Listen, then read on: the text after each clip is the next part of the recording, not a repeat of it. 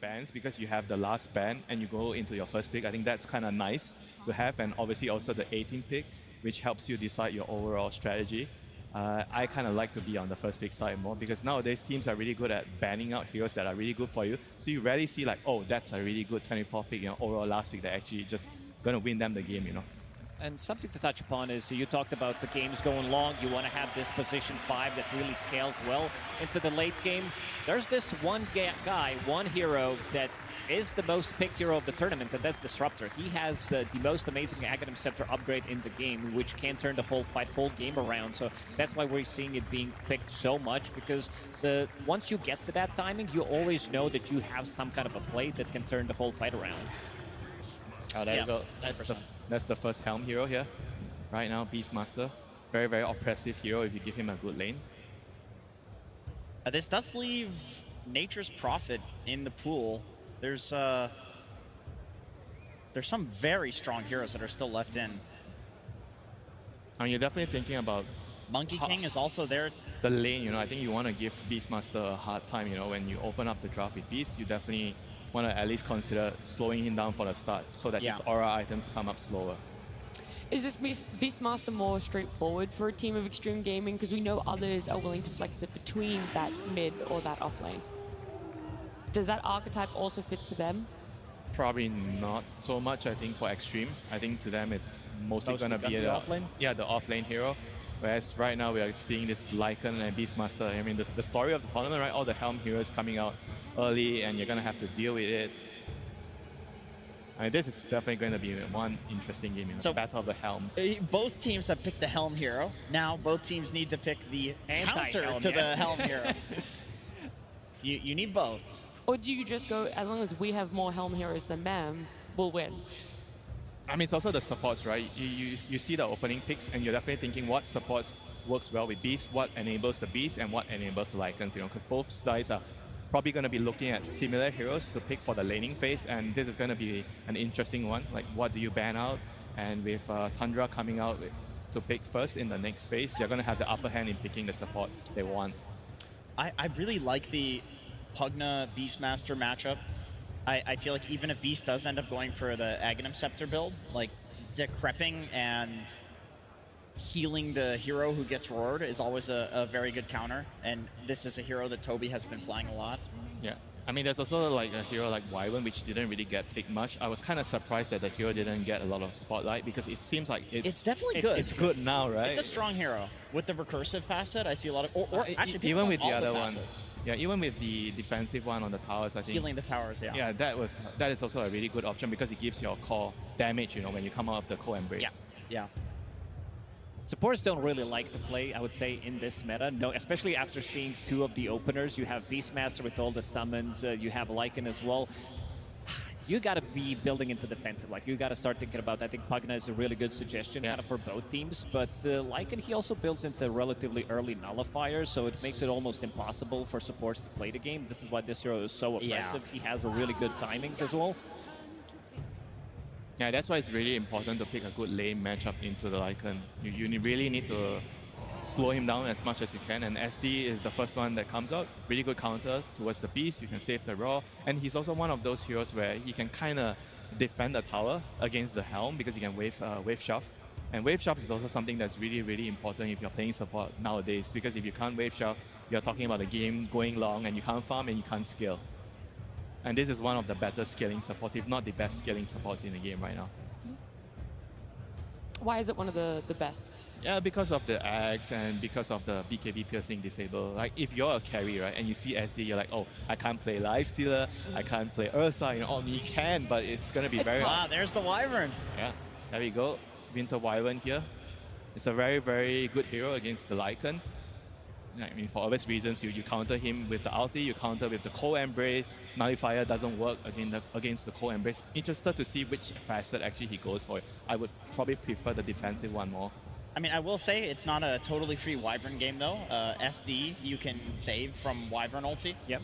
But I think the reason that Xtreme is picking it is not necessarily just for the Winter Wyvern ult. It's, like you guys mentioned, it's for the heal and the save, right? You defend the towers as well. Yeah, just delaying kills a little bit by preventing the physical damage, and then also delaying the tower push that Lycan is inevitably going to bring against you. You know, one of the biggest counters to Wyvern is a hero we haven't really seen, I think, Skyra. Co-embrace and you put your ulti on top. That hero's legitimately okay. good. Yeah, he's in an okay spot. I think any kind of magic damage that's going to be coming out from Tundra is going to be really good. Both of the teams don't really have, I would say, that much control, especially on the side of Tundra. Lycan, Shadow Demon, these heroes are relatively easily exploited. So far, we haven't seen the big hero pool from XM.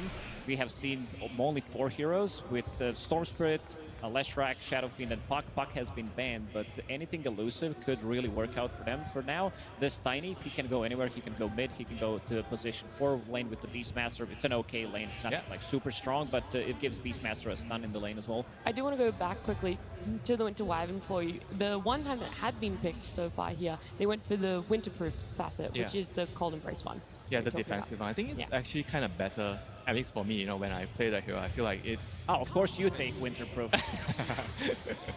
Yeah, haha, of course. And here we go, Storm. This is one of the better heroes against the Wyvern because you can find him when he's flying around the trees. I think they were also going to get stormed as well. XG wanted Storm, so Tundra's also picking it to... The 16-17 pick is the most, I think, difficult part of the draft for the second pick because you are already considering what heroes are going to be picked at 18 because 18 is really good for the first pick side, and so you have to be prepared for that. So most of the times, like Andrew said, you try to pick a hero that also blocks their hero. Yeah, and I like if you're picking Storm, I like Silencer Storm when you're picking in a difficult situation like this because all the heroes that get countered or that counter Storm get countered by Silencer. So like this is usually how teams try to operate in this situation. Like you know that you're going to get the Storm countered, right? So you need to pick something which counters those counters. Do you think that's something that's leading into Storm not really having a good win rate right now? It's only sitting at 35% in this tournament. Maybe. I think some teams are good at like picking these heroes and knowing how to play the heroes which counter. Instead, they go for the Warlock, more of like a team fight hero. It's very strong against a Beastmaster in lane. Is one of the very few times that we do not see an Ame last pick. It is something, even when they've been second pick, they still save him until very last in the draft. 18 is like I feel like the most influential pick in the first pick phase, you know, so at least in my book, he's already getting the highest priority in the draft right now, even if it's not the 23rd pick. Okay. I mean, Troll, Beastmaster, there's a lot of synergy. You come together, you hit Roshan quickly, you have the auras. I think Troll really likes to have aura heroes on the off lane. He kind of thrives in those environments. You play really fast when you hit your timings, and I think the heroes that are good against Troll are not exactly very, very good here. I mean, I'm thinking of maybe like something like Faceless Void that's really good late game, but Faceless Void has problems. Into Wyvern. Yeah, into the other heroes, you know. So they kind of have a lot of their bases covered here with the first 4 picks. And there's also the Slug, I think, which is kind of like a decent matchup against Troll, but it's not exactly a Slug meta, but it will fit their nighttime draft. You know, you have Slug plus Lycan. I just love that in these like high-level games, you see like Troll picked into SD, which is traditionally considered a counter, but they just have so much confidence that their other heroes can do their jobs and deal with the SD that it's otherwise a very free Troll game. This is why they ban Bloodseeker, very good against Troll, very good also against Pangolier, and they have absolutely secured the team fights here for them. Even against Warlock, like nothing deals with Pango right now. Like there's no BKB piercing disable. What are you gonna rock him for a single second out of his You also don't have the damage. At least you don't have the damage to kill Pango. I mean, there's only Faceless Void, right? Like with the dilation or and the chrono. I don't see anything else that can kind of deal with the role. But then again, their lineup will be very, very slow. Oh, what about some carry Doom to stop the healing coming through? It's very good against Troll. It is, yeah. But it is also very slow. The only issue there for me is like, you don't do anything against Pango. You doom him when he's rolling, and he just keeps rolling, right? Like, I feel like you're totally happy being a Pango in a game against a Doom. I like the Faceless Void, but there's counters. Razor's also there. They picked the Jug. Okay. This is a statement. If we talked about throughout the whole year, one of the more staple heroes for Ame, it has been Jug. He tried to make it work for such a long time, and now they last picked Jug against Ame's Troll Warlord. I mean, I kind of feel like it's going to be so tough for the Jug, though. Like, there's Curse, that's Raw. And then you have the rolling Tundra, which you don't really do much to it. I mean, sure, you can Omni Slash him. But the thing is, I feel like Jug has a lot of counters already in the game with the Raw and the Wyvern, Co-Embrace, and the Curse itself, you know. And against Tro, it's like he doesn't care if you Omni Slash him, he just needs to click his R. They have no control. They have like no silences. This Troll, I feel like he's gonna pop off. Xtreme Gaming, they have overall better team fight, I would say, with Rolling Thunder, with Winter Wyvern, Troll. They don't have that burst damage that he's gonna be afraid of. Sure, there's some kiting coming up from Shadow Demon, but he can survive long enough because of all these reset mechanics that they do have on Xtreme. Yeah, Jenkins, you said even before you saw the last pick of Tundra that Xtreme Gaming had secured the team fight. Does the Jug alter that formula for you in any way, or it's still very straightforward? I think that Xtreme still has the team fight secured. Yeah. But Tundra now at least has like scaling options in the game. You know, like Juggernaut with Omni Slash, he will full to zero any hero. Like if some heroes are orchided, they will die. So they have play options because whenever you have damage, you always have play options. But I agree, it's not like a free Jug game by any means. Yeah, I think the execution level is definitely higher for Tundra's lineup, whereas for XG is, I think, pretty straightforward with their heroes. You get some auras, you have Dagger on your Wyvern, you group together, your Troll's hitting a tower, everyone's behind him, it's straightforward, right? Whereas for Tundra, they're going to have to juke and jive, you have to use the Storm, find the Wyvern, you have to farm your items on Jug, and like, it's not a straightforward game for them. Yeah.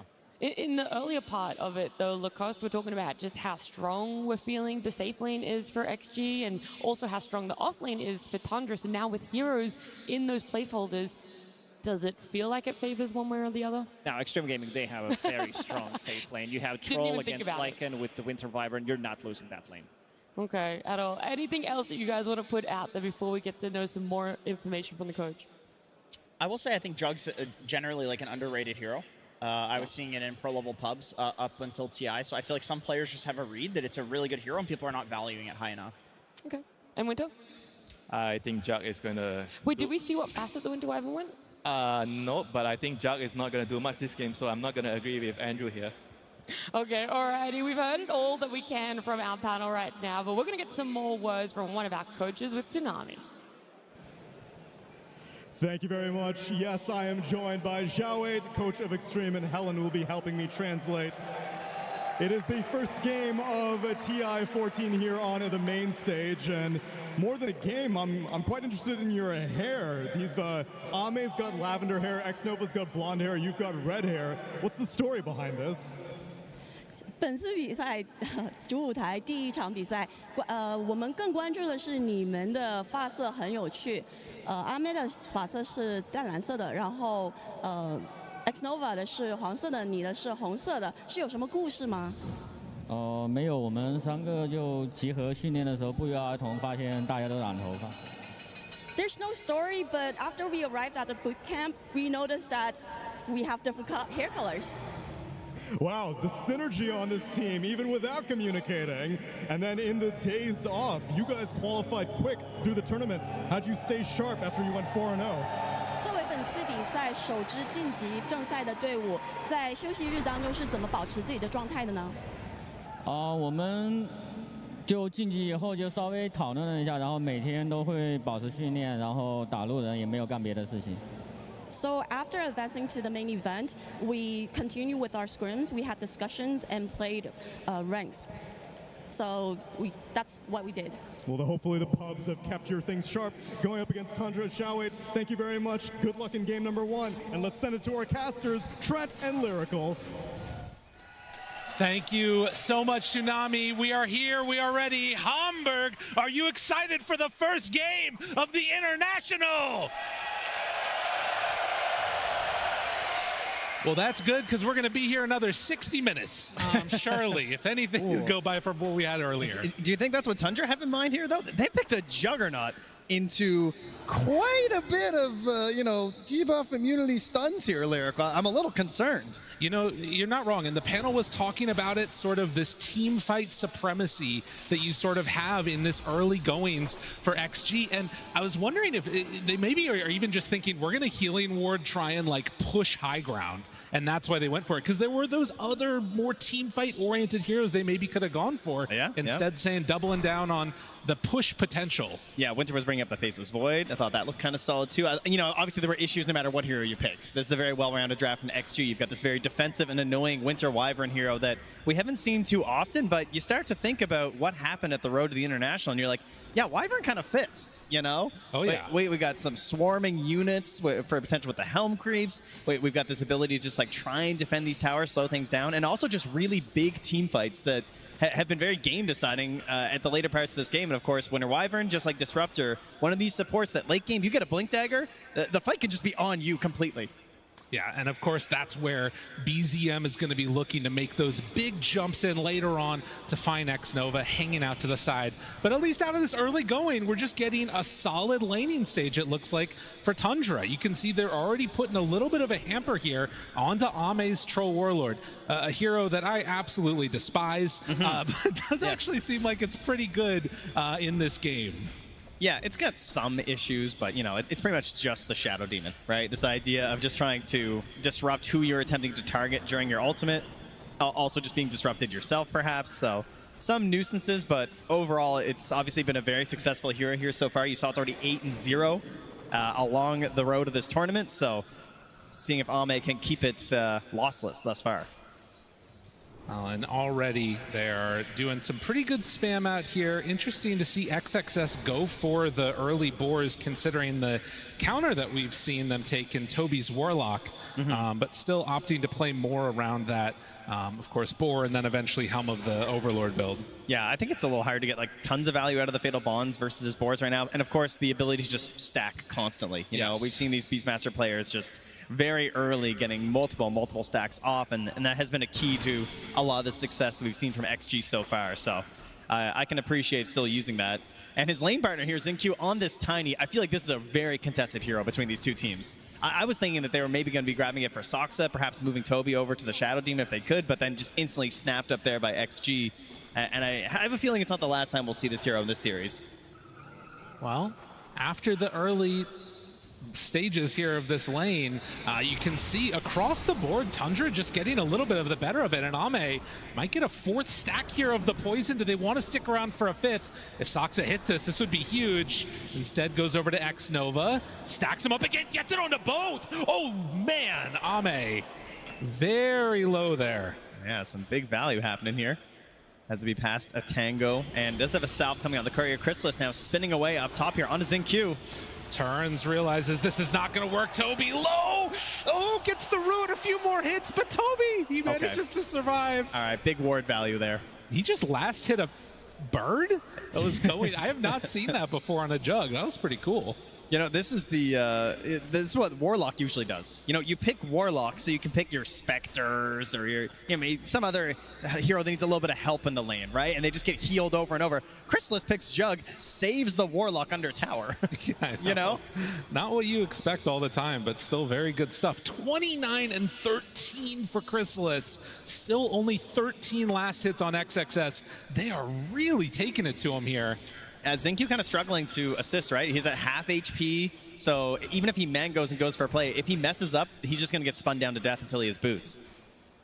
Well, usually we think about last picks in the context of, you know, being this hero that's going to be a great team fighter later or cause this like huge problem. Maybe this problem is just trying to completely dominate the lane and then snowball from there, shut down XXS's timing, because it's going to be a while before he gets that Dominator. And while all this action is happening in the side lanes, very quietly, we have a pretty big lead growing here for BZM. That's why they call him the best zoomer mid, you see. Oh my god. Because he's crushing it right now. Look at him, he's top of the board. Where's this Pango?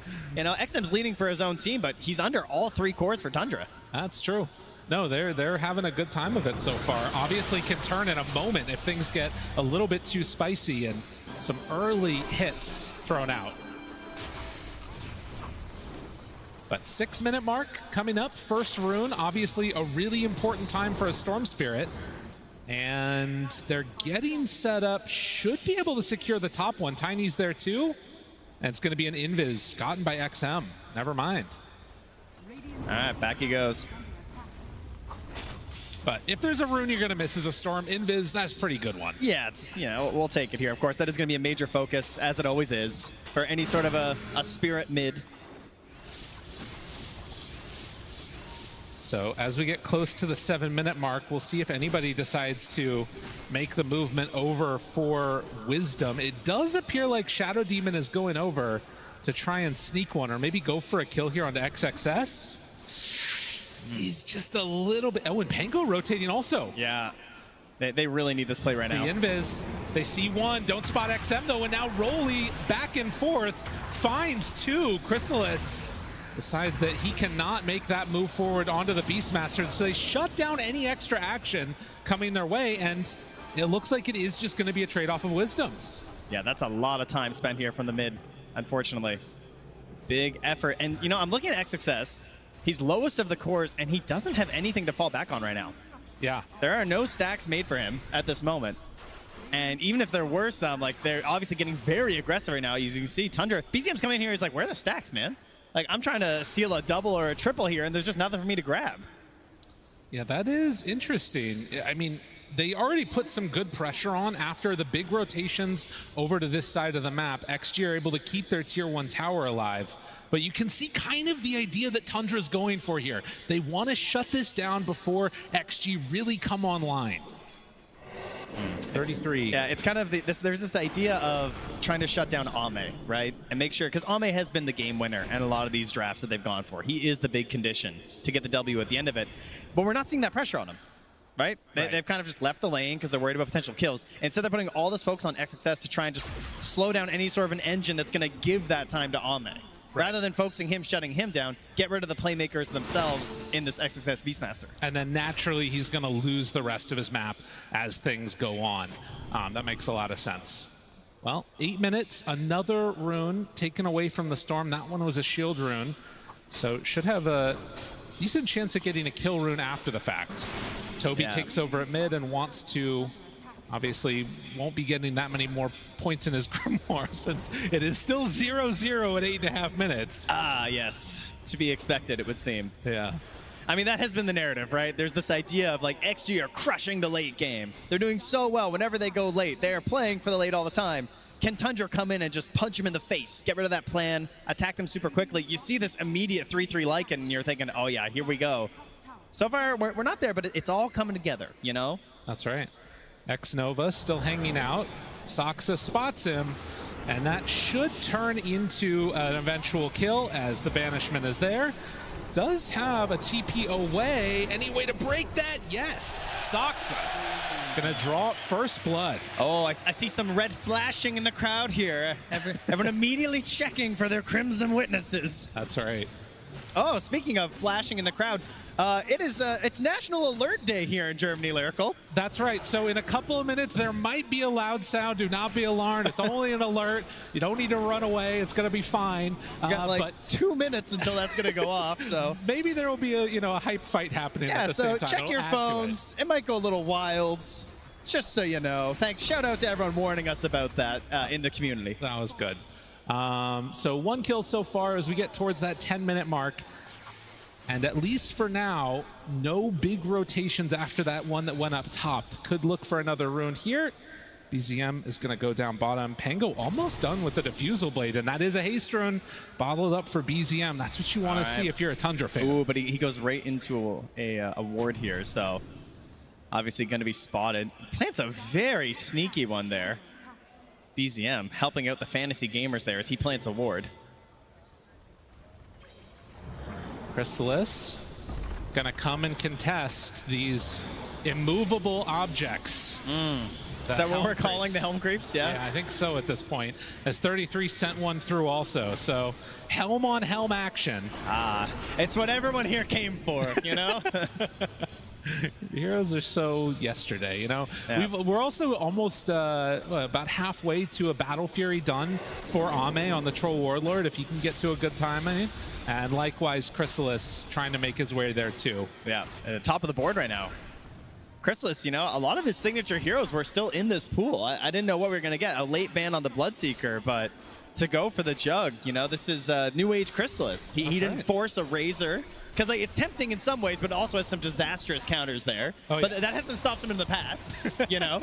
He's usually very willing to force his very specific heroes, but wants this Jug this time. An interesting moment there. And now, as we are scooting forward, it looks like they're still just trying to get Toby level 6. I mean, they cut down one of the towers on bottom. I kind of feel like there might be a moment where they could go for another push towards mid potentially. We'll see.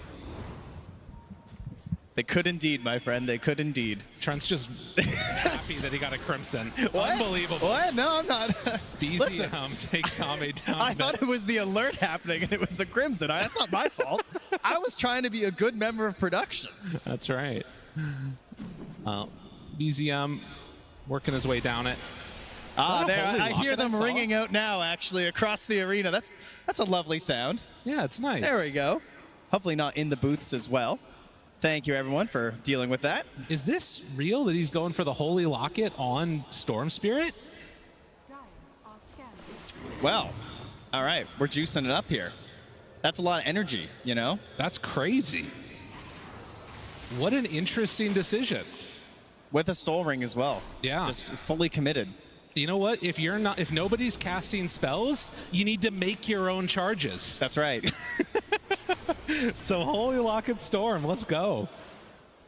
Could also be like some pretty cool, like, you know, late game saves. So this has been attempted before. Okay. But the problem is you don't do anything.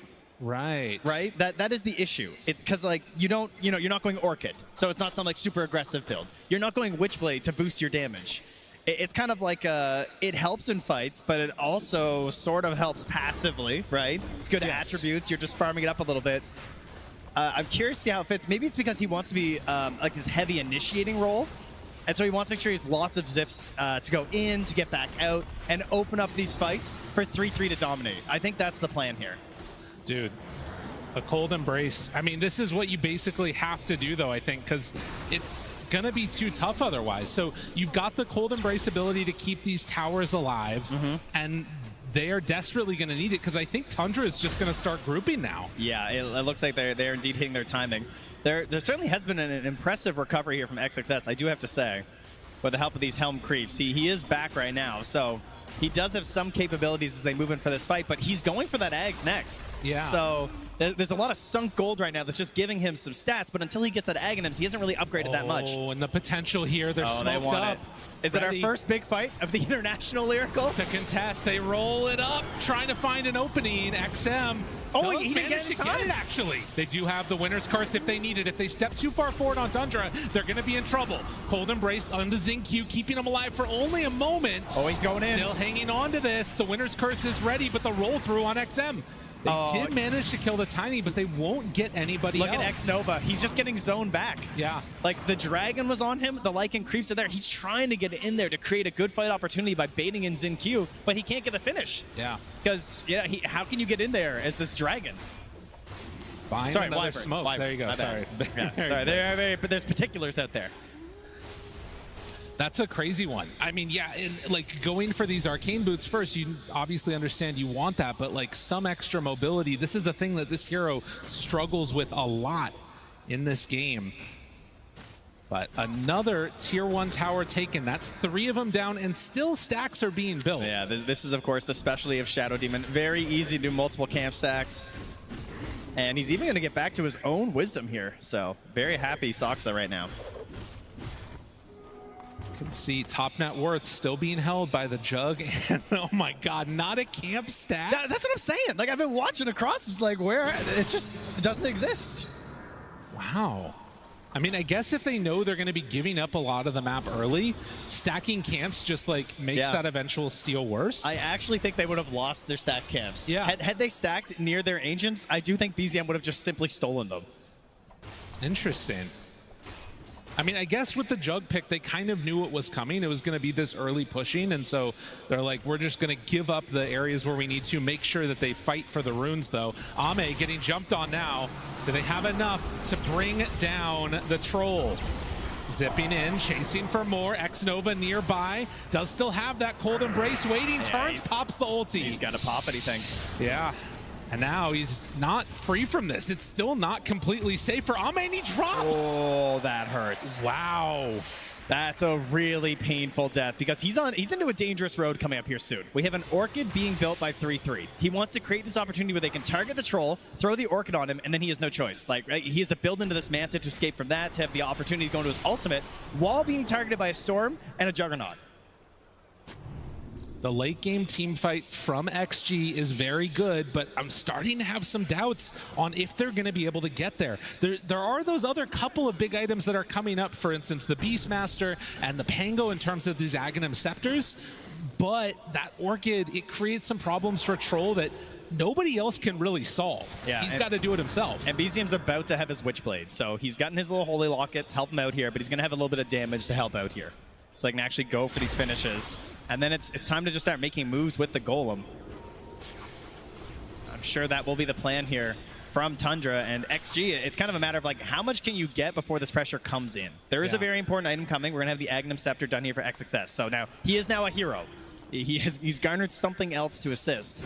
But, you know, a lot of the value of the Aghanims outside of taking objectives comes down to how the fight plays out as BZM jumps in queue. They go, try and blow him up. He's already used his Avalanche, and Xingqiu, is he going to pop to that? Cold Embrace comes in. Meanwhile, they just dropped a Golem onto XXS. He turns and starts beating it down.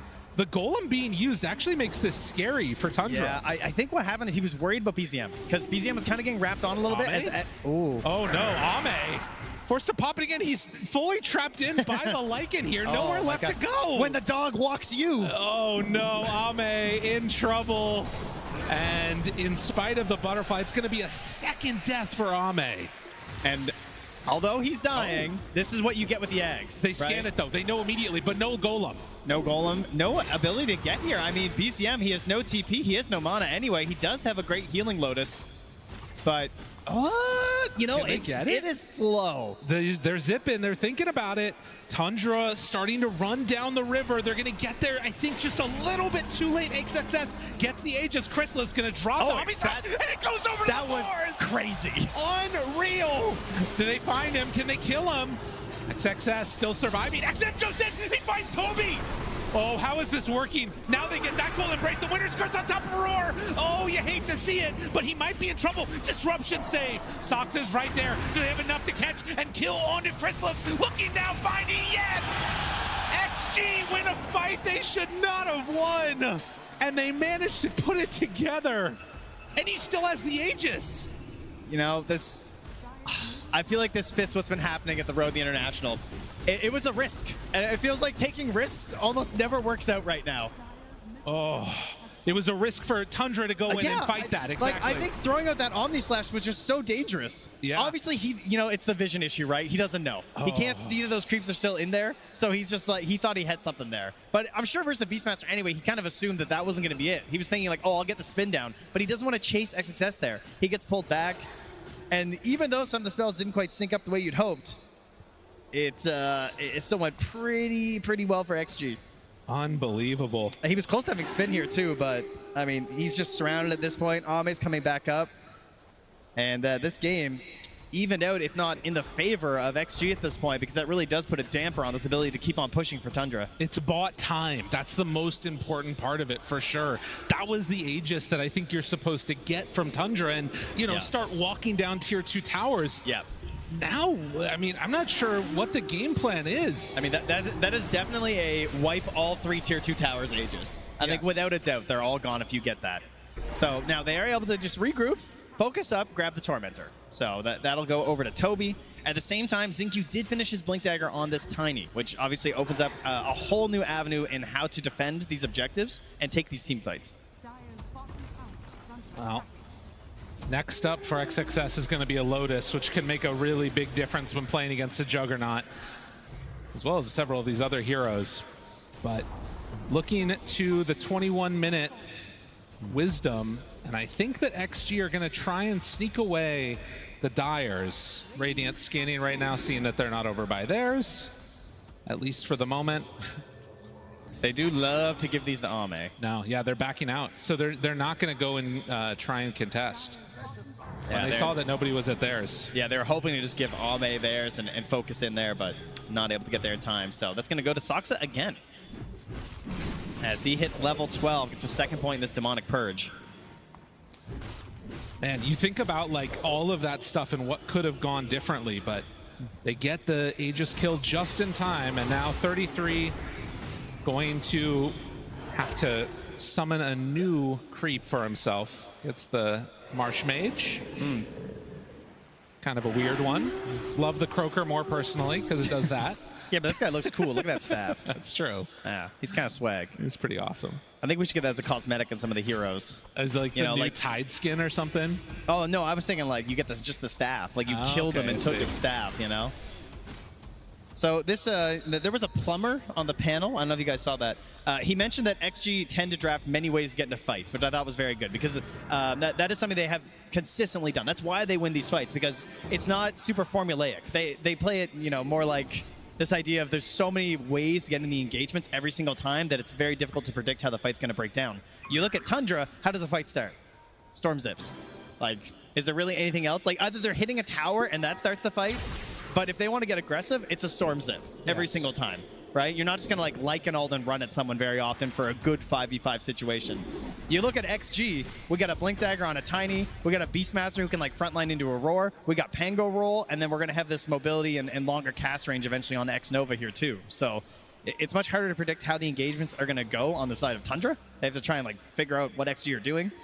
And XG can just sort of position, always thinking like, where's the storm zip? And then play around that continuously, absolutely. A smoke up now is they're going to try and bait out Ame for a moment as they get ready to walk uphill. XXS sees the Watcher, does not see the Storm, which is lurking nearby. The rest of the team also wrapping around.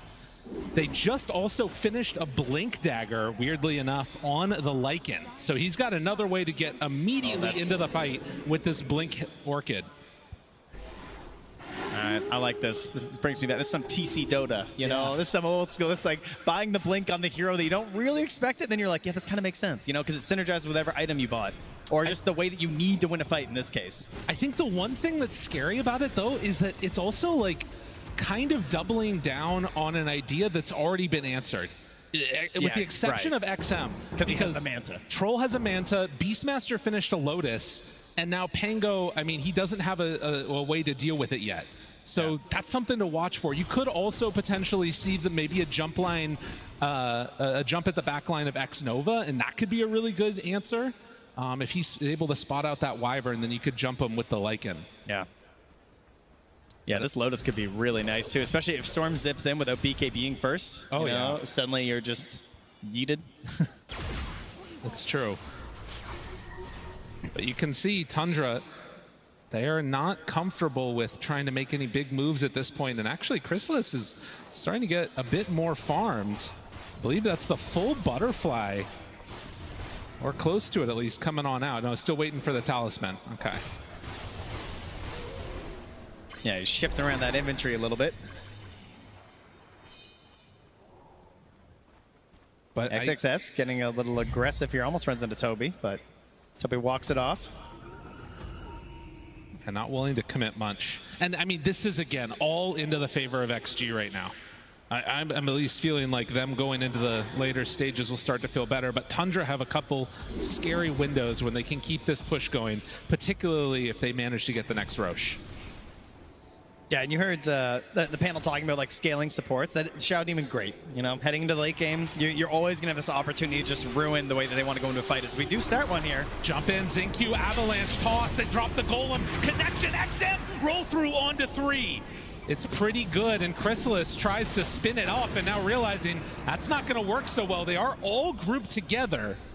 5 heroes of Tundra. Where's X Nova? He just, you know, kind of scary. They just don't have a great way to make this function. Again, that's the jump in from BZM, but what's the follow-up? Now immediately starting to drop huge amounts of damage out, but he gets the ulti disruption. Saksa, key play, need to find more. Can they get it? Ame is low, Ame is dead. Tundra. They've outlasted so far with that healing ward. And do you want to Chrysalis chase into Curse, though? goes back XSS through. stands. Needs to be careful. There it is, the Winner's Curse connection onto 33. Do they have enough damage to kill him off? Not quite, but he does fall. Omni Slash onto the Beastmaster and then hits over to the side. XM trying to play cleanup. Gets down Soxa. Maybe a chance here for him to bring down the rest of these heroes. He needs a few more hits. BZM, he gets the triple though. And then the turd finds the double on Chrysalis. Too much sustain. Oh, focusing down, getting Ame at the beginning there. They lose it on so much of their damage on the side of XG. And they just hold out. They don't allow too good of a curse. You know, it was good targeting the fact that they're able to get down 3-3. But after that, Soxa, he does go down, unable to save his ally. But then there's that cleanup from BZM. That's going to put him up to 12 galvanized charges now. Oh, man. As they're going to get some revenge here and grab a Roche for themselves. I mean, this was nuts. How many heals did Toby throw out? Look how close Ame is when he pops his ulti here. Oh, yeah. Like, that was crazy. Then the silence comes. Yes. Like, that was wild. And we are seeing the problem of the XG draft right now. Not a great way for them to find those backline supports. They're just free casting. It's also, we're talking about like these abilities they have in these big team fights, but they're not synchronizing, right? Like the Pango roll happens, it ends, then Tundra start their fight. And also, you know, a full Omni Slash coming out was pretty huge too. Oh yeah. Full on all of those heroes, and you can see here the cleanup. I like Toby. Yeah. Just standing here throwing at his right clicks. Every little bit helps. A 7K lead now here for Tundra. Of course, we have seen that gold leads mean pretty much nothing this tournament. Plenty of comebacks have happened. But it's more than just gold. You know, they have this Aegis. They have this ability to push waves pretty safely. They're going to start trying to contain XG. And now try and march down these tier 2 towers that they were hoping to get a little bit earlier in this game, I imagine. I gotta say, Ame is just exploding in a couple of these fights, though. He's gotta get some more stuff going for himself. It's coming. The BKB is only 100 gold away. And a disruption into push is what it looks like we're going to be seeing. Soxa sends out the illusions. And in the meantime, the goal for XG is what it's continued to be. Farm, farm, farm. Find a pick when you can. As MKB is going to be the next bet for Ame. And another Blink Dagger, this time for the Jug. I like this. This is just another way to sort of give these ideas of how to start fights to heroes that traditionally don't build a way to do it, right? Right. Better ways to try and outplay and make sure that you're not just like super one-dimensional for your opponents. Ame might show for a second here on this wave, but is very far back, recognizing the danger that could be coming his way. Well, is he? Do they know? Okay, sees the poison, and Soxa gets the banish. He went back over. Okay, no, they're not close enough, though, that it's going to matter. Tumblr's toy is crazy. Yeah. Jump in. They see that Ame's not there, and now they feel like they can go. An immediate catch and kill on XM. That lack of Dispel. Just deadly still for that Pangolier as X-Nova and ZinQ both going to TP out. Manages to escape. Hide and seek. That's the game that XG are playing. Toby lurking nearby Ame here. Ame, of course, no chance at an MKB as he didn't finish that BKB. So in the 1v1 versus Chrysalis, he's going to have a bit of a rough time right now. But Toby decides there is no play here. He's going to let Ame go. Now managed to kill his courier. Close to a blink as well here on Soxa. That's going to be another massive change in these engagements. And X-Nova seeing the struggle in this game. I mean, 4,800 net worth now. That Blink Dagger, he knows it's not really coming very easily, so he's gone for the Pavis instead. More ways to try and keep his team alive as a smoke up with 3. 33 joins the rest of the fray. Manta to back away. And so that initiation, when it doesn't work, ends up getting away freely on XG. Yeah, it's going to push them back, though, while they grab Tormentor, so. You know, I gotta say, I felt like we were going to be getting more out of this Aegis this time around, but not any of the tier 2 towers have fallen yet for XG. Yeah, I guess it kind of comes back to something we were talking about before we went live, this idea of just like taking risks. Yeah. You know, this is one of those situations where even going to a tier 2 is a bit of a risk right now because you're playing versus this Wyvern versus this Pango. Why bother? Why not just farm up the entire map right now, get an even bigger lead, get even more defensive items on our heroes before we commit to anything too large? Now, if the fight occurs, if there's some sort of a pick-off they can go for, I'm sure they'll opt for it. As, I mean, they can even see now the push up top has caused, like there's so much vision up top, they've seen that, like, oh, okay, we're safe down here. You know, we can go for this tower.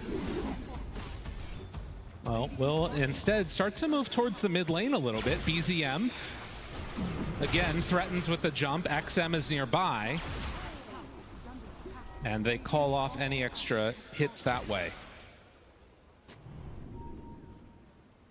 But they pressure, take that bottom tier 2 tower. Juggernaut shoves out the wave the entire way through and is getting close to a swift blink now. After AC completed on Lycan. Man, they're getting some big items. Now, Ame's illusions aren't enough to stop this mid wave with the help of the Lycan Wolf. As Xnova now, he's going to be that pick-off. Yeah. Should be a pretty easy bring down. So they find and kill the Wyvern. BZM wants a little bit more here as he gets the regen. Aegis expiring, jumping. And we'll find a creep. Extra 100 gold in the bank. No problem. Nice. Toby gets the wolf. Let's go. And look at this. Chrysalis just, with the help of the dragon, taking that tower down as his allies moving towards the Ancients to grab this outpost. Yeah, bullying movement. That's what you want to see. And the areas where you can farm right now on XG are few and far between. I do like this eventual Shiva's pick that they're getting on Beastmaster. It feels like with all the heals, that was a big part of that sustained live that happened for Tundra last time around. Yep. Yeah, there's a lot of value into this game for sure. XinQ going for these high skill items as well, grabbing himself a Yules, so trying to interrupt some of these plays. You know, you have these blinks coming in from heroes. You just immediately get a Yules on them. I'm not memeing. Yules is a high skill item. No, I'm with you. I was I was laughing because I looked and I saw there's 3 greedy enchantments on all of the supports that could get it. You love the greedy. Oh, the greedy is good, man. You're checking it every game. Well, you know, you got this blink dagger queued up for Xnova. That's how you get there eventually. We don't have the only one without it. We don't have any dormant curios left. That's always my go-to. I love those. So, if you're XG right now, are we contesting the Roche, or are we going to wait for high ground? Yeah, I'm not sure. I kind of feel like you can like lightly contest, but that's how they got into that terrible fight last time. Yeah, but the first one was really good. That's true. You know, they're 50-50 on Roche fights this game. That's true. Now, one of them came right afterwards, didn't even lose the Aegis. I would say with how XG have played so far this tournament, I would imagine them to try and push out these waves, try and get some vision down, and contest the Roche. Okay. That would be my guess. BZM leading the charge again. And zips on forward, finds Xnova. Ame right there, gets the root, pops the ulti. BZM forced to pop his BKB. And then get out of here. Wait, jumps back in. TP out. Ooh, buddy. Oh, meanwhile, we got a smoke coming in. Chrysalis coming close to XM and XinQ. Ulti drop by Toby. What do they have on the docket? XM gets caught and killed, shows the value of that Omni Slash, and now XinQ in further trouble. Tundra hitting hard, finding kills. BZM wants to join the party here as an arcane rune, so he's okay with burning a little bit just to get up with his allies. This amplified damage rune annihilated that Pango, and now it is coming for your towers.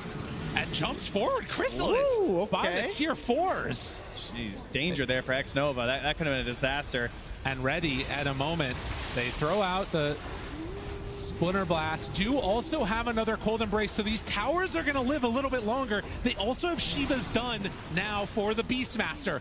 Tier 3 tower down, jump in, finds one, Ame there, roar onto Shadow Demon. It's a good target to get. Do they have enough for the kill? No! Saksa lives through it. Xnova bought back, he's coming. Chrysalis going, hunting, ethereal mode. A couple more hits is all they need. They got to take down that Shadow Demon. He's in further trouble with Chrysalis just walking away. BCS on Xnova. Going, but do they have enough damage? Needs a few more avatars, yes!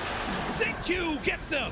And Xnova lives! He might be able to do a bit. I mean, BZM is inside the base still while the rest of XG is cleaning up. Can they take down any more? Toby is gonna fall. but the hold happens. Oh, X-Nova surviving long enough to get the curse off to delay BZM. Gives so much room for XG to go out there, and now the third Roche has spawned. It was almost an instant spawn. And Jug is not here. Do they realize, though? Are they going to go and check? Oh, man, that was a huge moment. You got summons. Surely you're going to go. Soxa did scout already. He also knows it's up. He threw a poison in there. They have buyback. I kind of feel like you have to go for something here. But also, it was Tundra that got the last Roche. So they're not going to get a roar. And so I think they just get this in time. I mean, Soxa sees it, but they're on the other side of the map. They cannot get here in time. No, there's no way. Oh, third Roche going the way of XG. That is an Aegis. That is a refresher, and that is some cheese to the team that mere seconds ago was losing a mid lane of racks. And it was only the range racks that went down. Oh, man. This is going to get a little spicy here in a second. I'm starting to feel it. It did cost a buyback from the Wyvern, but well worth it considering what they were able to get out of it. Oh, yeah, 100%. Ashiva's now claimed for BZM. Still an 11K gold lead, but signs of life for XG. And you think about how that push started, too, right? It was an amplified damage rune on a Jug who managed to get the ulti onto the Pango. You can't really be sure this stuff's going to happen again. Oh, yeah. 9K on that gold lead. And where are we going to go now as Tundra? Because, again, they are really far ahead. The gold lead is into their favor. You're getting these big items, but they're playing now into an Aegis. I mean, I do feel like they've shown that they have what it takes to sort of team fight with XG in the late game. But do they want to try and just sort of delay out longer? Is there a point where they sort of run out of steam a bit here? Tough to know. Yeah, these are the questions. But right now, you can see the confidence is back a little bit here as they move outside. There is a great Ob Sentry combo inside their base right now, so there is some good vision here for Tundra. Maybe they can take advantage of that to try and find themselves a good play, but for now, they don't really see a whole lot of what's going on. They're trying to just keep pushing in this bottom lane, using the creeps, but XXS is back to defend. You could see there, too, a Ghost Scepter picked up for the Pango, understanding the danger in this game. Of course, with Soxa in it, you've also got the Demonic Purge that can come out, and then you're just done. Yeah. Oh, Ame decides to go for Satanic after the MKB. Yeah, he's got himself double Dispel here, so very helpful. And we are going to have, it looks like, 2 Abyssals at some point here as well. Chrysalis, you know, not exactly sure what he's going to do. He's got a few items going on right now. Yeah, the Swift Blink seems like it makes sense. A straight-up refresher bot now on the Beastmaster. And the Shard is sitting on the Pango as well. 24 on Beast. XXS has had a pretty standout game after a rough laning stage. And now a smoke up with 5. Tundra. Are they going to realize what's happening? Speaking of which, it is the plus 50% Blade Dance lifesteal on that Jug, so... Okay. That could be very pivotal in these fights, but, you know, that Shiva's certainly helpful. Oh, and actually going for the Shard on Troll now, too. Ame has that one coming out for himself. True. So the extra percentage chance to throw out ranged attacks at the same time.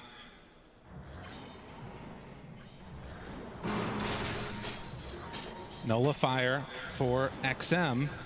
It's going to be the next call, but as has been the case so far in this game, the big save is that guy, Soxa, and does not care about the Nullifier. Well, he does have an A on disc, so that's true. He might care a little bit. He'll care about that. When he's saving other people, he doesn't care. That's going to help. There was also a Force Staff just picked up by Toby, too, so that's another issue for that. And Tormentor will be coming up here shortly. XG in a very good position for it. Yeah, they're even calling out the Lotus pools. I think, are they trying to get enough for a block of cheese? Roar mid. Finds him. XXS wanting to blow up. Double roar. He did not like Toby, and that was 763 gold gained for that. Okay, I mean, it helps out, right? Draws a lot of attention mid. Ame takes the top tower at the same time. He has a couple people smoking next to him right now. Roar back up in 15 seconds because of that level 25. Should Toby buy back here? Subscibe looks for it, jump, immediately catching, trying to blow him up, but the cold embrace is there. Another way to save. That's BZM's BKB, and he's rooted. BZM able to get out. Oh, last second, able to get the stun from the Croaker. Okay, Toby back for this. There's still Troll ulti. They have not gotten anything here. A dangerous situation. 25 seconds until the Aegis is back up. How much do they have in the tank right now on Tundra to fight this? I think they want to try and kite this, right? If you can get a disruption or something, try and like bait them into a bad fight right now if you can. And XG are backing away because they don't want that. They don't want to fight with no Aegis. There's no point. Playing it safe. They get the double roar, they find themselves the kill, they walk down mid, they get a buyback as well. And they're going to start pushing this wave. They're going to try and find something right now. There's a circle there from BZM. He encircles exactly where they are. Look at XG, they're just running back to the base. They're drawing the exact same line that Tundra are moving on right now. They're perfectly predicting this. Will this Swift Blink open something up for Chrysalis? Will he get lucky with a bash? What does he have? Jumps in, zips, finds one, it's onto the Beastmaster. Is it going to be enough? He got the Lotus off, but it's onto Ame. He pops the ulti, trying to stay alive, but a huge crit blows up one. Ame turns back now onto the jump, trying to find that kill. Chrysalis, he's out of here. A huge kill, and now looking for more. That's 2 down. He's trying to get XXS, but he's just running. 33 is in too far, and XXS is healing up through this. But wait, they're also kiting over to the other side. 2 fights going on simultaneously. Looks like XM is able to get away for a moment, and the Pango rolls. Ethereal mode, trying to survive. Kills off Saksa on nothing, and he gets the blink away. He's got the barrier. I can't believe XM did that, getting away with murder, and now XXS also finds himself the storm. The toss, no! He gets the BKB out. Tundra in shambles after that fight. I mean, they got torn apart. They look the same, I'll tell you that, since the break. This is XG. They have not lost a step right now. Oh. Simply utilizing their opponent's net worth lead to gain more gold. Yes. It's genius. And now they do not have a Warlock for this defense because of the buyback. I mean, also no Golem for 80, so even when he's back up, it doesn't really matter. This is going to be a full lane of racks for XG as they take this down. And, I mean, how much more do they want to go for? What's the call, XG? Still 18 seconds till Jug is back up. 33 is behind them. And Pango is not quite here yet. Oh, Ame's just going to leave his illusions there and slowly back away. X-Nova is just calling for the retreat, drops some vision behind 33. him. Oh, I thought he was going to go in, but no. He is sending in his creep and finds XM.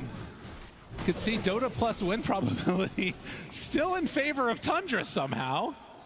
But it's starting to swing, I think. I mean, if they eventually win a fight, it'll be great. Yes.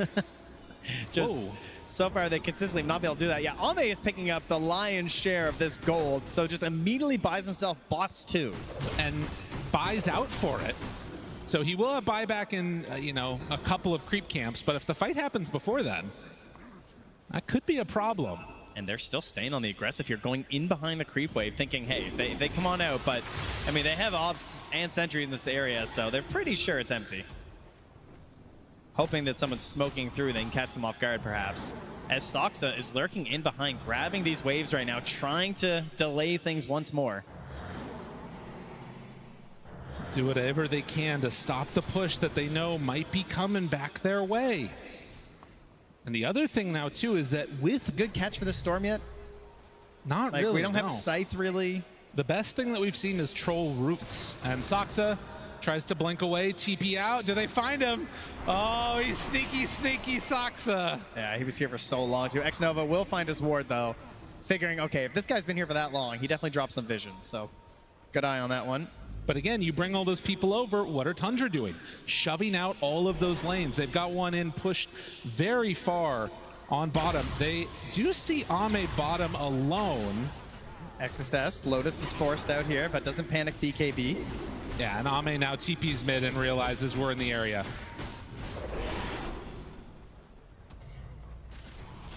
I mean, it's when you look at a creep wave and you got 5 wolves on it from the shard, and you're just like, okay, this is a little crazy. Chrysalis shows on the wave, so does Ame.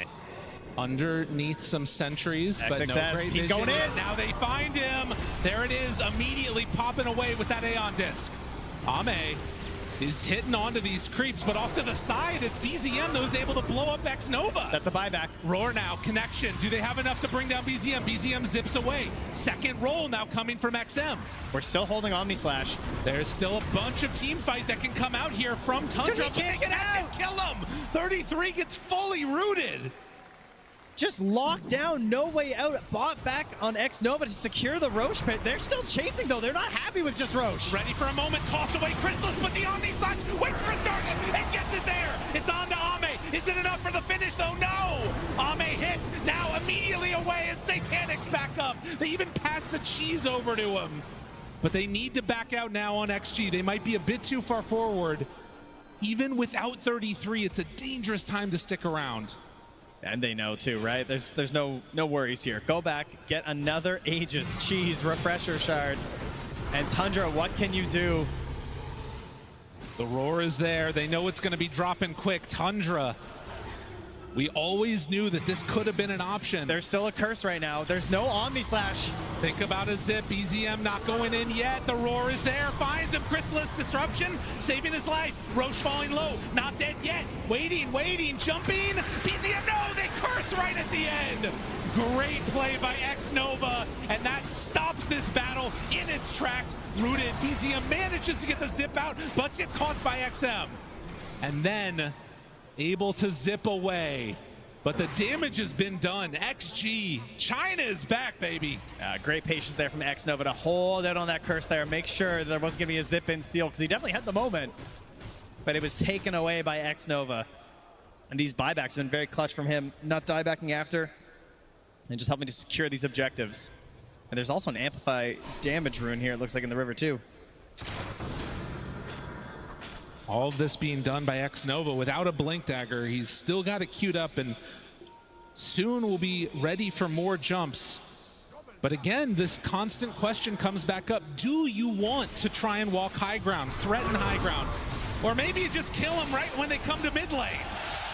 Oh, that one hurts. I mean, this is the road to Scythe right now for BZM, and this is going to cost it for him. Like, this will be a buyback. Surely they're going to push right now. Dead Storm Spirit, 2 Cheese, an Aegis, a Refresher Shard. They are coming high ground right now. BZM, you got to do something to stop this. They're calling for a wraparound. Chrysalis is trying to get an angle for an insane Omni Slash. He's decided this is the play for them right now. You've got to do something. You need anything you can get. Fatal Bonds can also go crazy here if they can get the right opening, the right initiation. But after they get the entire racks, they just back out.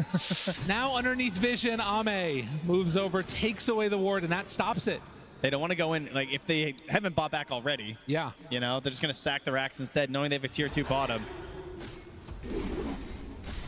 So they will hold that. They're going to give BZM his opportunity for perhaps another buyback after, just in case this push comes bottom lane for the Megas. Very fortunate for Tundra that they had not lost that bottom tier 2 tower yet. You can see Dota Plus, in spite of the dominant position, they feel like it's still just 50-50. And to be honest, you win one fight with this Tundra lineup at this stage of the game, they could run down lanes. It's a possibility, but it's feeling harder and harder for it to function. Can they kill Ame twice, though? I mean, once is hard enough. Oh, Vlad's as well. That's a GG Vlad's right there from ZinQ. Oh, yeah, he knows. Flying that out. He just wants a little last item, squeeze out every bit of juice he's got left. He's got no buyback anyway, so he wants to give his team an aura to go high ground. You know, and we talked about it. Do you take the risk as XG to go high ground? You got double cheese, you got Aegis for 2 minutes. They're still not willing to. This is a patient team. They have waited years to get back into this situation to be playing at TI. They can wait another 10 minutes. Also, more fantasy points. True enough. Condolences to those that didn't lock in yet. But we are ready to keep that pressure on. And for Tundra, got to find some wraparound, some way to break the status quo. This is the kind of game, too, that if you lose this as Tundra, like, it hurts. Because Oh, it yeah. feels like you've been controlling a lot of this game, right? You've always had the kill lead. A lot of the game, you've had the gold lead. And yet you just couldn't quite sync things up the way that you were hoping for with this lineup.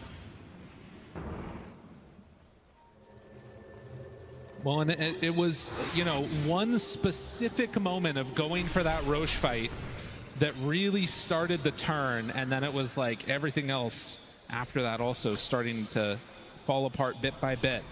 A disruption onto Ame. XM immediately ready to cover his carry. Yeah, I really foolishly believed this wasn't going to happen. I was like, this game won't go long. Nah, one way or another, I think it'll be a quick one.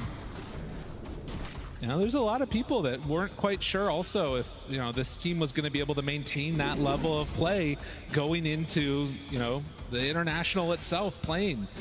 But when the games go late, China somehow always seems to be able to pull out these amazing comebacks. Yeah, I think for me watching XG and Tidebound, it has definitely looked like it's just this surplus of tools that they have as we get to this late game, because they're just so good at breaking down these team fights, and it's like they've already thought about all these different permutations and they have these ideas and these combos they want to use, and all of this together, there must be like some just very strong either just insight that they already have or communication of just how these fights can happen and all the different tools we have to make them go our own way, right? So they hold on to this high ground there, Chrysalis. You know, this is the one downside, too, when you're playing Battle Fury heroes that don't have a helm also. It means you have to, like, show on a wave, and then you might die. Otherwise, you can just send down creeps. It's fine. It is crazy that we have heroes that buy Battle Fury and helm. I just want the fact that you had to point that out is insanity. One of them got banned, you know? It was the I know. Animage. I know. So still floating a lot of gold at this point. BZM opting, of course, like you talk about, for the Hex instead of something like an Aghanim Scepter. XM is getting close here. That we're very, very concentrated down here. A jump for a moment. Finds him. Now the Golem to try and turn it. 33 right on top as well. Do they have enough damage to take him down? Yes! BZM gone again, and the winner's curse, and the wolf has been leashed. Let me guess, rooted? Rooted forever. Ame, double kill. Takes them both down. Can they find more? The TP away looks, but not quite able to break that one. Roar gone. They take down another 3 clutch kills, and the buyback from BZM, it was not able to get back into this fight. You know, I'm starting to think that this Troll Warlord hero might be a problem in the late game. Because it would appear there's nothing you can do when you're just constantly being rooted and dying. You're not wrong. It's kind of crazy how that functions. Chrysalis, he's looking for a snipe. This is a dangerous play. I mean, you got to do something, right? Oh, he didn't go for it. Wanted to save the Omni Slash. It was close to an explosion. But the nullifier, oh, he can't get up to the high round. Toby is going to be caught and killed. And now the silence onto the Troll does not matter. Still manages to kill the Golem. They buy back on 33. XG wanting to close out this game here. They're thinking about it. Sans Aegis, they move in. Now the pull back. There's the buyback on all the heroes. Do they have anything else left in the tank? That's a dead Soxa. Chrysalis tries to back away, still has Omni Slash when he comes out of this. Ame still alive. Hitting onto towers. 33 ready to jump. Do they have anything else left in the tank? They find him. He's out of the game. XM, come back. No, that's the wrong way. XM somehow stuck out of the base. Do they have enough damage? Yes, they do. Ame now hits to the side, trying to find a root. Can't quite get it, but the roar is there. Immediately it's dispelled off the end of it, but it won't matter. Chrysalis still to die. BZM, the last one left alive. They buy back on Jug. He needs a little bit more time before he can get Omni Slash back up. 5 seconds, but in that time, your racks are gone. They have Megas. You know, XM taking the theme a little bit too seriously, heading into outer space there, but it didn't matter because he got the very important leading stun on 3-3, which gave the roots over to Ame and secured the kill. One last chance to dance for the Juggernaut. Can he get in there and make an Omni Slash happen to stop this push? It does not look like it. as they step themselves forward. There's the connection. Immediately, he goes away. He dodges it completely. The staff gets him out. GG is called. XG, they win game number 1. They were down, but they were not out. XG continuing to show this beautiful defense that they have in these games. They didn't have stacks early. They were falling behind on net worth, but they gave the space and the time to Ame. And once again, he comes through in the clutch. His team sets him up so well for success, and he's just getting there for them. He's converting that into wins. Unreal performance from XG. And for that man right there, you got to come up with some new answers. What went wrong in the draft? What could they have done better? We'll find out in game number 2 as we head back to the panel. Yeah, I'm definitely going to be asking those questions here because this early game was a little bit more Tundra favored than we were really expecting, Lacoste. We thought that it was going to be Xtreme Gaming from those lanes, definitely into team fights. As the game progressed, we saw those team fights, but early on, it was just a different story. Yeah, they did much better in the lanes than we kind of expected them to do, especially this bottom lane with the Lycan and Shadow Demon. I think Saksa did a very good job making sure that Lycan is getting the farm. He's the one getting the first blood as well. It's a bit of a slower game as we kind of expected as well, seeing that the Xtreme Gaming, they have a lot of slow entries to the game, and Tundra, they needed to really try to close out the game relatively early on, and that's exactly what they tried to do, but a couple of mistakes were made. Yeah, and I think XG capitalized so well on these mistakes. Like, up until this point in the tournament, this is what they've done, where you can see that they've isolated, like, what is the way that we're going to win the team fight, which was somebody deal with Saksa. And then Troll, Ame, can go completely ham on everybody else. He counters all of the cores of Tundra, and it's like the one time that they were able to pull that off, the game goes completely in their direction. And up until that point, it was legitimately, they were just biding their time. They were just waiting. And it's also the fact that I felt like XG really utilized being on the Radiant side because it actually meant that they could kill Roshan between 15 to 20 minutes. And because they already had a bad start from the lane, from the side lanes didn't really go well. And being able to claim that Roshan before it moves to the other side, which would probably allow Tundra to get it, I think that was like a really, really crucial moment in the game. Yeah, I mean, you're talking about these side lanes not going so well. There were still a lot of rotations, and I think something that could have been a little bit better to swing this in the way of XG earlier was the rotations coming out of XM Penga. Yeah, I mean, the first 2 rotations weren't really successful. This is the second one. You know, some may say that he's not a licensed driver there, so he missed a couple of crucial kills in the early stages. And they kind of needed him to connect, right? Because they were having a tough time on the side lanes, and the Pango kind of needed to help them come back into the game. That was also at 7 and 14 minutes, right? So they were not just fighting, they were fighting around an objective. Yeah. They were trying to claim the Wisdom Shrine. So if you fail to connect on those kills, it's even more impactful than if you're just like randomly ganking a side lane because you have a rune or something like that. But that also kind of speaks the strength of their overall lineup, right? They could make mistakes, but there are still a lot of options to come back into the game later with their lineup. Yeah, we always talk about like when a draft is easy to execute, if there's those contingencies for XG, there was. First Roche is always a big one, Lacoste, when it comes to any game of Dota, right? Yeah, pretty much. It does give you tempo. This is something that they wanted to get on Tundra, but also what happened prior to that is, you know, there's always going to be memes when you see Troll, the way he's trying to utilize his ulti, 33 running away, 900 search radius for. It's just too funny to watch, and the Tundra realizes that XG realizes that at this point that they showed 3 heroes, so they immediately go inside the Roche pit. They take the Aegis for themselves. XXS is going to be holding that Aegis, and they're going to be using quite a lot on him. The fact that I like about this fight is also a bit of a polarizing between 2 offlaners, what they're doing. One finished the Helm, the other one didn't. He did go for the Aghanim Scepter with Winter Vibrant. It does allow him to get the sustain in this fight, because there's a lot of sustain overall on the side of Xtreme Gaming. It does allow them to get the fight, and another good roll from XM to be able to finish off these 2 heroes. I like the build from XXS, to be honest, because I feel like they understood on XG that all they needed to do was bide their time and go late game. And late game Beastmaster, he's not about the Helm Bomb too. Like, he's about even the Aghanim Scepter, this just kind of healing you. It's really about like Refresher, double BKB, double Roar, and we saw how much impact it was having in the team fight. So just if you have faith that you can get there, then I feel like the build makes sense. And that was where they wanted to win the game, because they had Troll versus a bunch of very good matchups for Troll. Yeah, he truly understood his role. Like, he is the front line and he needs to be in front to soak up the damage. That's why he didn't go for the dagger. Usually sometimes you see Beast go dagger. Yeah. And they kind of had the dagger from like the other heroes, right? The Tiny, the Pangolier, and would actually love to see the Wyvern actually get the dagger earlier because it kind of limited a lot of his team fight presence because he didn't rush a dagger that game. I think one of the biggest team fights that was an impact for is the one we're about to see here, right? It was 26 minutes around that Tormentor area, and it feels like so much of Tundra is grouping up together. If this Wyvern had have had that blink, it could have been a big swing. He was also kind of connecting to the fight, so he was far away. But I could understand why the troll decided I needed to hold the high ground. I cannot leave this area, you know.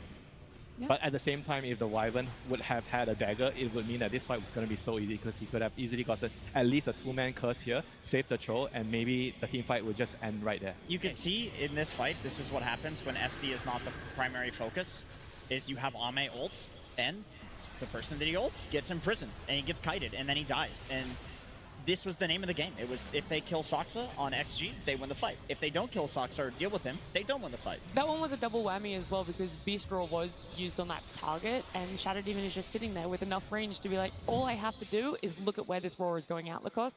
That's my target. That's my teammate that I have to focus on saving. Pretty much, but Shadow Demon, they focused Shadow Demon throughout the whole game for the pretty much last 25-30 minutes because they realized, even though he had a couple of defensive items, Ether Lens, he was having Ghost Scepter as well, Aeon Disc on top of that, but you have heroes with the Blink Dagger, and as soon as they got Nullifier on Pangolier, this whole thing kind of changed because they can initiate on top of him, get him to maybe even put him in a position where he's using the defensive disruption on himself, and then your Juggernaut's just straight up going to die because you're playing into Curse, you're playing into Troll. This is not the matchup that you want to be fighting 1v1.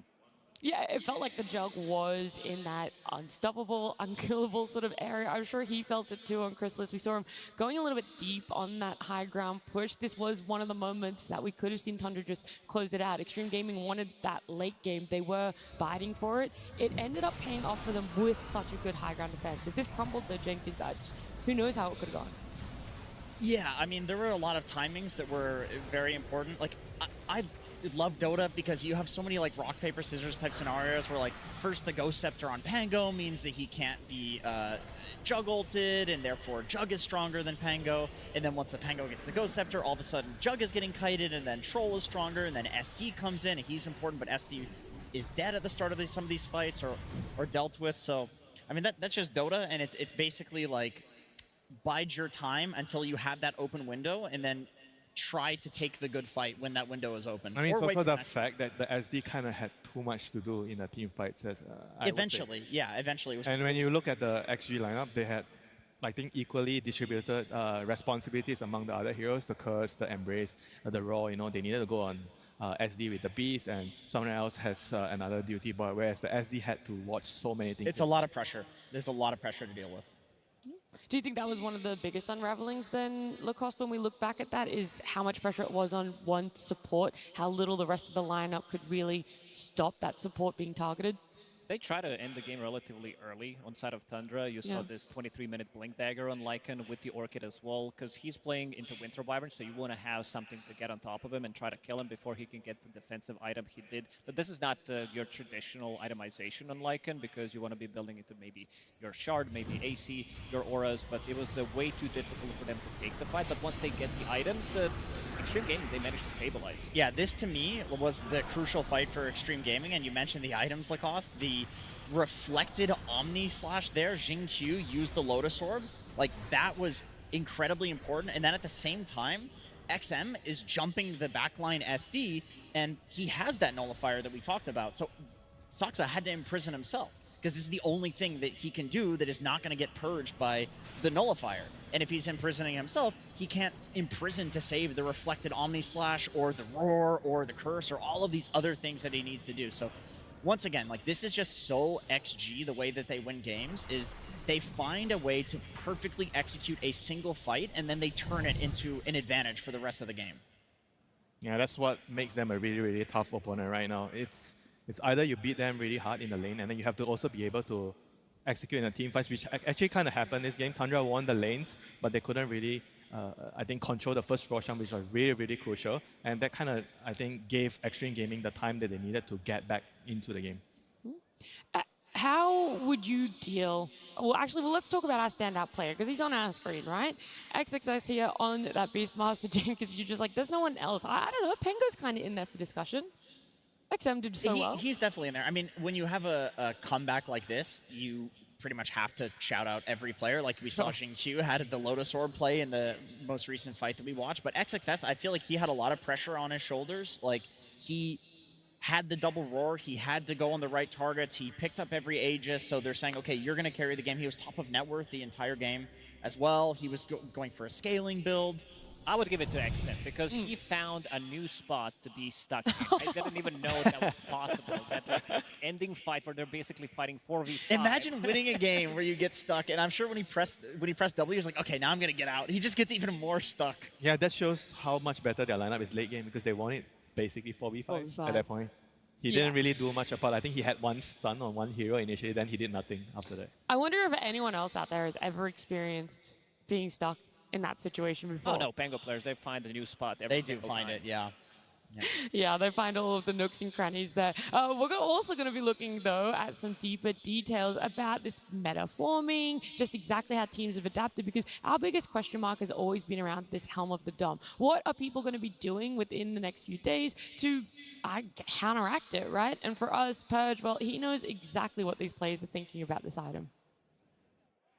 Thank you, Nat. Yes, the Helm of the Dominator is the item of the tournament so far, and how teams react to it at this point is really crucial to whether or not they win the tournament. And Tundra, being the Helm of the Dominator team, is certainly trying to solve this problem. But ultimately, it starts in the laning stage. They pick this very strong double heal safe lane, the Juggernaut as well as the Warlock, allows them to pump so many heals in and then later get an advantage with their ranged heroes. So that basically results in a really fast, a slower Helm of the Dominator for the Beastmaster, but a faster Helm of the Dominator for the Lycan at 7 minutes and 40 seconds. And on the other side of the map, Beastmaster is still working towards his at 8 minutes. So this basically means your timing goes faster. 3-3 was able to use his Helm of the Dominator to kill the enemy tier 1, and because he got his so early, after killing it, he ends up bringing his creep all the way to the safe lane so that he can then defend against their opponent's one that ended up coming later. So this is going to delay the gold advantage that the XG got with their Helm of the Dominator while compounding their advantage. They even rotated those 3 heroes to slow things down. They did eventually give up on it, but the amount of minutes extra that it took for XG to take this tower over Tundra gave them a nice gold advantage and more map control. In the meantime, they were getting things done. The Helm of the Overlord, the stronger Helm of the Dominator here, ends up being finished at 12.5 minutes, which is very fast. They get a stronger creep in this one, the old Black Dragon, and then they're going to use that to pressure the map. So this laning stage that they drafted towards to make sure that they had a better early game and a faster Helm of the Dominator, they countered their opponent's Helm of the Dominator moves, and then they used their bigger timing to end up pressuring mid towers as well. But what was on the other hand is that XG picked the heroes they did, knowing that they were going to have worse lanes because they would have better heroes for some of these solutions. They first glyph this tower, and then they bring the Winter Wyvern over. He grabbed a really weird facet, actually, that almost nobody takes that does allow you shield buildings. That would allow them to counteract this push that Tundra is doing. So both teams are on top of this Helm of the Dominator meta. They both have solutions to try to deal with those early pushes, and we'll see how this keeps cascading throughout the tournament, because this game, it was not good enough for Tundra.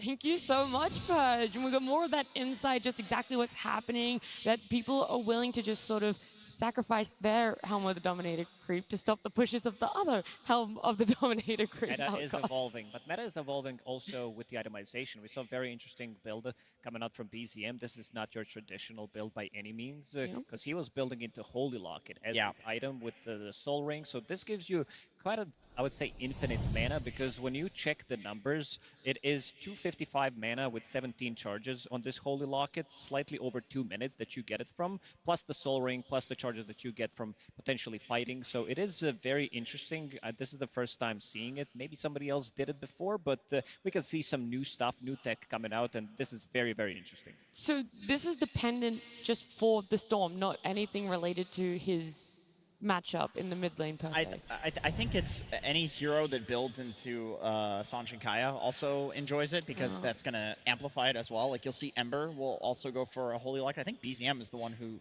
first started doing that as well. I think it's just a good item, and especially in this meta where like there's a lot of early pressure from the Helm Doms, like you have to have sustain to get into the side lanes and like actually be active.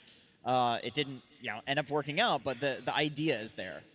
Yeah, I mean the stats are just very nice for a core hero. I think I've been seeing a lot more core heroes buy that item nowadays, so we might see a shift. Like it's no longer a support item; it's just like a very good early fighting item for cores. Also, Winter, did you enjoy Purge pointing out the facet that Yeah, Winter Wyvern took? I mean, it's always I think. He said unconventional was his wording.